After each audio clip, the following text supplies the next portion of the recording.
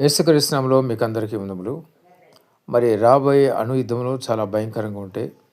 అణుయుద్ధంతో మరి భూమి అంతా కూడా ధ్వంసం అయిపోతుంది. దగ్గరగా 3 వంతుల జనాభా అంటే ప్రపంచంలో 3 వంతుల జనాభా అంటే కొన్ని వందల కోట్ల మంది చనిపోతారు. ఇదైతే వాస్తవం. బైబిల్ యొక్క ప్రకారం చూస్తే కూడా మరి అది చాలా భయంకరంగా ఉంటుందని దేవుని వాక్యంలో అనేక ప్రవచనాలు ఉన్నాయి. అందులో ఒక ప్రవచనం ఏంటంటే ఆ దినం గాఢంధకరంగా ఉంటుంది. గుడ్డివాడు తడుముకున్నట్టు తడుముకుంటారని దేవుని వాక్యం ఉంది. అంటే కరెంటు కానీ మరి ఎటువంటి వెలుతురు అనేది లేకుండా ఉంటుంది. ఆ విధంగా మరి మహాశ్రమ దినం అంటారు దాన్ని. ఆ మహాశ్రమ దినమున మరి కొన్ని దినాలు జరిగిన తర్వాత మరి దేవుని యొక్క రాకడ ఉంటుంది. ఆ రాకడ సమయంలో బురధ్వని మొదటగా మరి వినబడుతుంది. ఆ బోరధ్వని తర్వాత మధ్యాకాశంలో యేసుప్రభు గారు ప్రత్యక్షమవుతారు గొప్ప వెలుగుతో. ఆ వెలుగు మరి సూర్యకాంతి కన్నా బలంగా ఉండే వెలుగు వస్తుంది. దాంతో అప్పటిదాకా చీకట్లో తడుముకులాడిన ప్రతి ఒక్కరు కూడా బయటకు వచ్చి చూస్తారు. బయటకు వచ్చి బతుకున్న వారు మాత్రమే బయటకు వచ్చి చూస్తారు. చూసినప్పుడు మరి దేవుడు మరి వచ్చేసాడు, నిజమైన దేవుడు ఈయనని మరి ఎవరైతే రక్షణ మారమస్ లేకుండా ఉంటారో వాళ్ళు రొమ్ము బాదుకుని ఏడుస్తారని దేవుని వాక్యం సెలవిస్తుంది. ఆ విధంగా రొమ్ము బాదుకుని ఏడ్చే, ఎందుకంటే మళ్ళీ ఇంకా అవకాశం లేదు.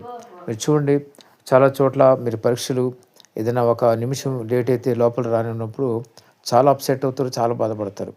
పరీక్షలు అయితే మరొకసారి రాసుకోవచ్చు. కానీ ఇక్కడ దేవుని రాజ్యంలోకి మరి ద్వారం మూయబడితే మళ్ళీ ఇంకా ఎప్పటికీ యుగయుగాలు కూడా ఆ పరలోక రాజ్యానికి వెళ్ళే అవకాశం ఉండదు. మారు మనసు పొంది పరిశుద్ధంగా ఉండడం మాత్రమే పరలోక రాజ్యానికి వెళ్తారు. పరిశుద్ధులు కాని వారు పరలోక రాజ్యం చేరుకోరు. మరి ఎంత గుడి భక్తి ప్రతి ఆదివారం వెళ్ళినా, ఎన్ని పాటలు పాడినా, ఎన్ని మరి కార్యక్రమం జరిగించినా, ఎన్ని స్వస్థతలు చేసినా కూడా పరిశుద్ధత లేకుండా మాత్రం దేవుని రాజ్యంలో ప్రవేశించారు. అందుకని దేవుని వాక్యం ఒక మాట ఉంటుంది, ప్రభు అని చెప్పేవాడు కూడా పరలోక రాజ్యంలో మరి వెళ్ళారని కూడా దేవుని వాక్యం సెలవిస్తుంది. కాబట్టి ప్రతి ఒక్కరు కూడా పరిశుద్ధంగా జీవించండి, పవిత్రంగా జీవించండి. మొదట మారుమనసు పొందండి. మారుమనసు అంటే మీ పాపాలను దేవుని దగ్గర ఒప్పుకుని విడిచిపెట్టినప్పుడు దేవుడు మీకు నూతన మనసు అనుగ్రహిస్తాడు. మీరు యథార్థంగా ఒప్పుకున్నప్పుడు దేవుడు మీకు మంచి నూతన మనసు, మంచి మనస్సాక్షిని అనుగ్రహిస్తాడు. ఆ విధంగా దేవుడు మిమ్మల్ని పరిశుద్ధపరిచి పవిత్రపరిచిన తర్వాత మరి పరిశుద్ధంగా ఉంటూ ప్రతిదినము కూడా పరిశుద్ధత అనేది మరి అవసరమైంటుంది. ఈ ప్రతిదినం పరిశుద్ధంగా ఉండాలని ప్రతిదినం ప్రార్థన చేసుకుని దేవునిలో సరి చేసుకుంటూ సరిదిద్దుకుంటూ ఎప్పటికప్పుడు ఏ క్షణం ఏ వాలినప్పుడల్లా దాని కాళ్ళు తుడుచుకున్న విధంగా ఎప్పటికప్పుడు మరి ఈ లోకం మురికి మాలిన్యత పాపం అంటకుండా ఉండటానికి హృదయంలో ఎప్పుడు కూడా ప్రార్థన చేసుకుంటూ ఉండాలి. ఆ విధంగా పరిశుద్ధంగా పవిత్రంగా జీవించాలి.